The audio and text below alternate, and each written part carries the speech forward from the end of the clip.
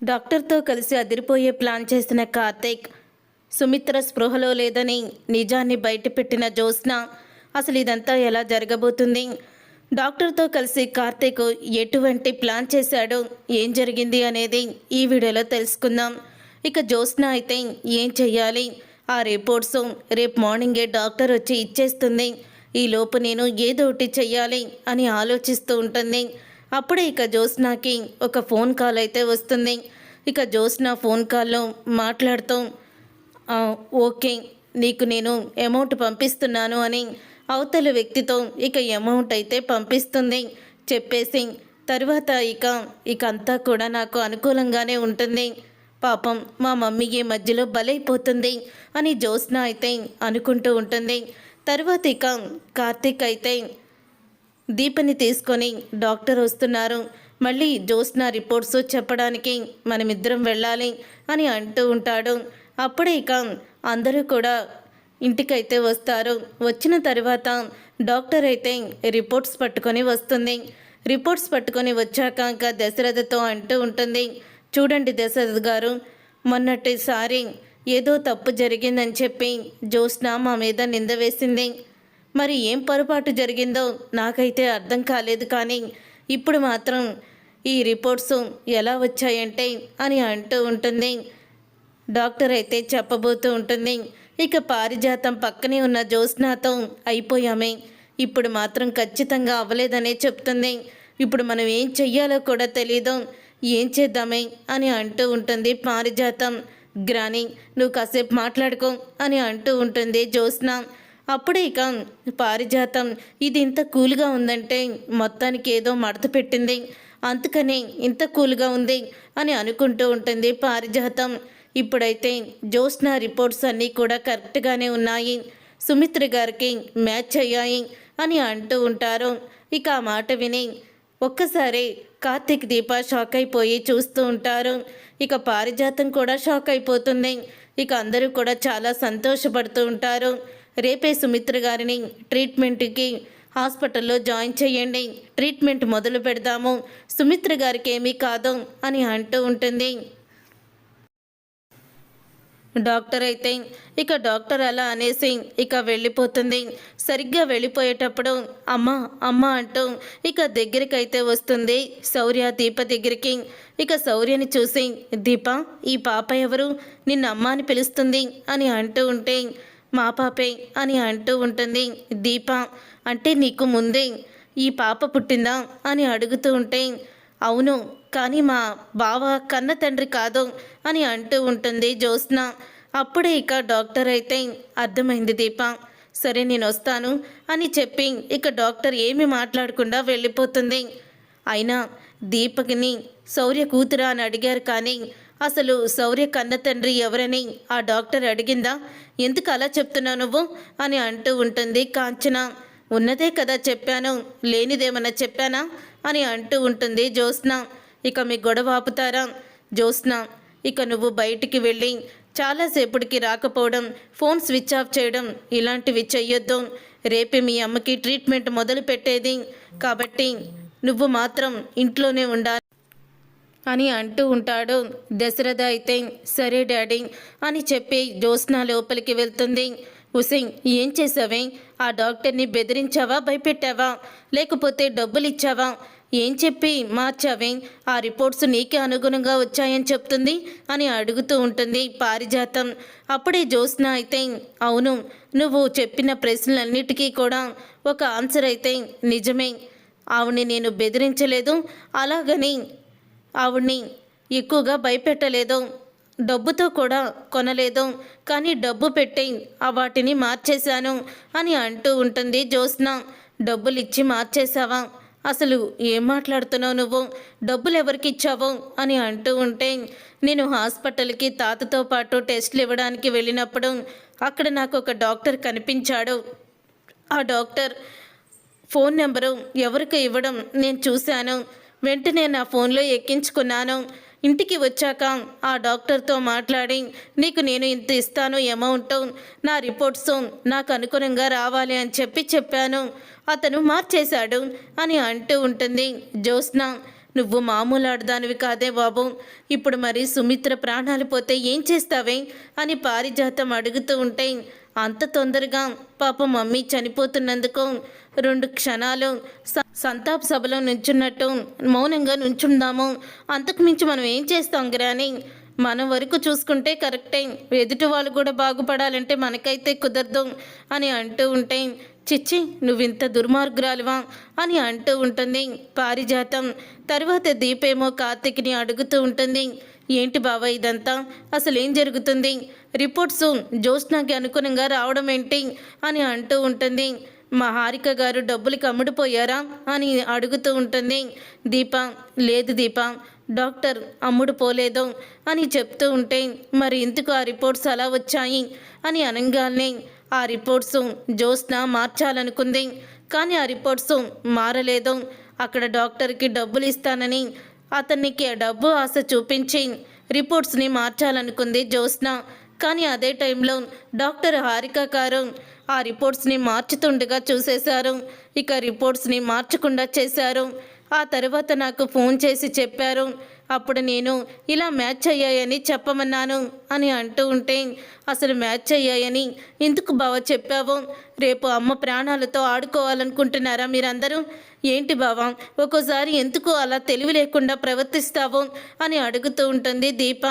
నేను ఎందుకు చేశానో ముందు నీకే తెలుస్తుంది అని అంటూ ఉంటాడు కార్తీక్. అయితే అప్పుడే కార్తీక్తో డాక్టర్ అయితే ఇక అంటూ ఉంటుంది, చూడు కార్తీక్, నేను చెప్పినట్టు చెయ్యి, వెంటనే నీ కూతుర్ని తీసుకున్న దగ్గరికి రా అని అంటూ ఉంటుంది. ఇక శౌర్యని తీసుకొని డాక్టర్ దగ్గరికి అయితే వెళ్తారు కార్తీక్ దీప.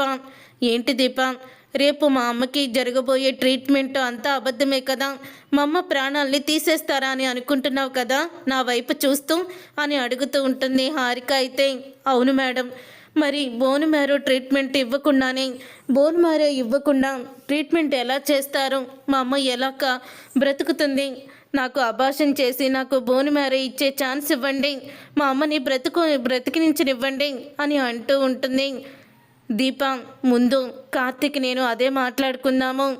నీ కడుపులో ఉన్న బిడ్డని చంపుకొని మీ అత్తని కాపాడుతావా అని నేను అప్పటికి కార్తీక్ని అడిగితే, ఇంతకన్నా మాకు వేరే ఆప్షన్ లేదు, బిడ్డ పోతే మరో బిడ్డ వస్తుంది, కానీ మా అత్తయ్య బ్రతకాలి, మా అత్తయ్య లేకపోతే ఆ ఇల్లు చీకటైపోతుందని బ్రతిమిలాడాడు.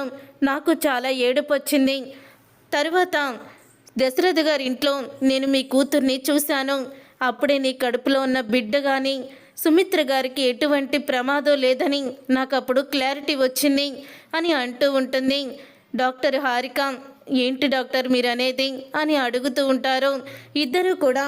అప్పుడే ఇంకా కార్తీక్ దీప ఆశ్చర్యపోతూ అడుగుతూ ఉంటే, శౌర్య బోని మ్యారో ఇచ్చి సుమిత్ర గారిని కాపాడేది. వాళ్ళిద్దరూ అమ్మమ్మ మనవరాలు కాబట్టి దీప రక్తమే శౌర్యలో కూడా ప్రవహిస్తుంది. అలాగే వీళ్ళ ముగ్గురు మధ్య బ్లడ్ రిలేషన్ ఉంది కాబట్టి ఖచ్చితంగా శౌర్య బోన్ మ్యారో కలుస్తుంది అని అంటూ నిజాన్ని బయట పెడుతుంది. దాంతో కార్తీక్ దీప ఎంతో ఆనందపడిపోతూ ఉంటారు. మీరు చెప్పింది నిజమే డాక్టర్ అని అంటూ ఉంటే, అవును కార్తీక్ నిజమే, నిన్నటి వరకు ఒక మాట, ఇప్పటి వరకు ఒక మాట చెప్తున్నాను వినండి, మీ కడుపులో బిడ్డకి ఎటువంటి ప్రమాదం జరగదు అని అంటూ ఉంటే, మరి రేపు బోన్ మ్యారో తీయకపోతే జ్యోత్స్నాకు కూడా తెలియదు కదా అని అంటూ ఉంటుంది దీప. జ్యోత్స్నాకి తెలియకపోవడానికి జ్యోత్స్నాకి మొత్తం మంది ఇస్తాం కదా, తనకేం తెలీదు, తను ఇచ్చామనే చెప్తుంది. ఇచ్చిన తర్వాత మ్యాచ్ అవ్వక సుమిత్ర గారు చనిపోతారని, తర్వాత మా మీద నింద వేయాలని తను ప్లాన్ చేసింది. కార్తీక్ మాకు అన్ని విషయాలు చెప్పాడు అని డాక్టర్ హారిక అయితే అంటూ ఉంటుంది. అప్పుడే ఇక శౌర్యని టెస్టులకి ఇచ్చాను, ఆ టెస్టులు రాగానే రేపు బోన్ మ్యారో ఇచ్చేది సుమిత్ర గారికి శౌర్యని అని అంటూ ఉంటుంది హారిక అయితే. అప్పుడు ఇక దీప కార్తీక్ ఇక మీకు ఏమీ తెలియనట్టే ఉండండి, శౌర్యని నాకు అప్పచెప్పండి, సుమిత్ర గారి ఆపరేషన్ సక్సెస్ అవుతుంది అని అంటూ ఉంటుంది డాక్టర్ అయితే. ఇక తర్వాత ఉదయం సుమిత్రని తీసుకొని హాస్పిటల్కి అయితే వస్తారు. వచ్చిన తర్వాత ఇక జ్యోత్స్న కూడా వస్తుంది. వసే జ్యోత్స్న నాకు చాలా భయంగా ఉంది అని పారిజాతం అంటూ ఉంటే, ఎందుకు గ్రాని భయపడుతున్నావో? మన చేతికి మట్టి అంటకుండా మా మమ్మీ పైకి పోతుంది, అదే కదా మనకి కావాల్సింది. రిపోర్ట్స్ జ్యోత్స్నాకి మ్యాచ్ అయ్యాయని ఆ డాక్టరే చెప్పింది. బోన్ మ్యారో ట్రీట్మెంట్ కూడా ఆవిడే చెప్తానంది, చేస్తున్నానంది. కాబట్టి మన మీదకి ఏమీ రాదు. ఆపరేషన్ ఫెయిల్ అయిపోయి పోయిందని చెప్తారు తప్ప ఇక నాకు మాత్రం ఎటువంటి రూమర్స్ రావు. నువ్వేమీ భయపడుకో అని అంటూ ఉంటుంది జ్యోత్స్న. తర్వాత ఇక బోన్ మ్యారో ట్రీట్మెంట్కి సుమిత్రనైతే ముందు తీసుకువెళ్తారు. సుమిత్రని తీసుకువెళ్ళిన తర్వాత అప్పుడే ఇక డాక్టర్ వచ్చి, భయపడకండి దశరథ్ గారు, నేనున్నాను కదా, నేను చూసుకుంటాను. సుమిత్ర గారికి ఏమీ కాదు, మీకు నేను మాట ఇస్తున్నాను. ఆవిడకి ఇప్పుడే మత్తు ఇంజెక్షన్ ఇచ్చాము. తను ఇప్పుడు స్పృహలో ఉండదు, భయపడకండి, తనకేమీ తెలీదు, మత్తులో పడుకున్నట్టే ఉంటుంది డాక్టర్ అయితే అంటుంది. ఇక డాక్టర్ అలా అనడంతో అప్పుడే ఇక జ్యోత్స్న అయితే నేను వెళ్ళి ఒక్కసారి మా మమ్మీని చూసొస్తాను అని అంటూ ఉంటుంది జ్యోత్స్న. సరే జ్యోత్స్న, తొందరగా రా, నీకు కూడా నేను ఇంజెక్షన్ చెయ్యాలి అని అంటూ ఉంటుంది డాక్టర్. అప్పుడు ఇక జ్యోత్స్న అయితే లోపలికి వెళ్తుంది. ఇక డోర్ అయితే వేసేసుకుంటుంది. కానీ ఆ రోజు నర్సుకి మత్తు ఇంజెక్షన్ చేయమని చెప్తుంది, కానీ అసలు మత్తు ఇంజెక్షనే ఇక చెయ్యరు సుమిత్రకి. సుమిత్ర గారికి మత్తు ఇంజెక్షన్ ఇచ్చేసావా అని నర్సుని అడుగుతూ ఉంటుంది. తర్వాత డాక్టర్ అయితే, లేదు డాక్టర్, ఇప్పుడే వెళ్తున్నాను, ఇస్తాను అని అంటూ ఉంటే, ఓకే రెడీ చెయ్యండి అంతా కూడా అని అంటూ ఉంటుంది డాక్టర్.